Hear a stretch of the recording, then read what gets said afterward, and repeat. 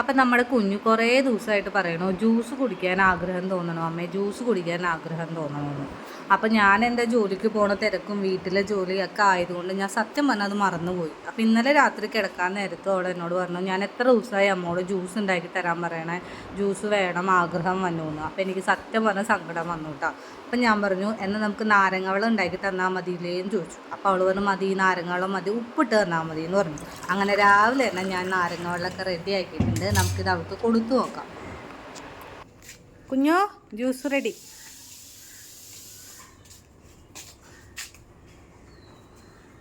എങ്ങനെയുണ്ടെന്ന് കുടിച്ചിട്ട് പറയട്ടാ. പറയ്, ഇഷ്ടായ കൊച്ചിന്? ആ, ഉപ്പ് തന്നെയാണ് ഇട്ടത്. കൊച്ചു ഉപ്പിടാനല്ല പറഞ്ഞത്. ഇഷ്ടായ ജ്യൂസ്? ഇഷ്ടായ കൊച്ചിന്? മതിയാ? എങ്ങനെ മതിയാ?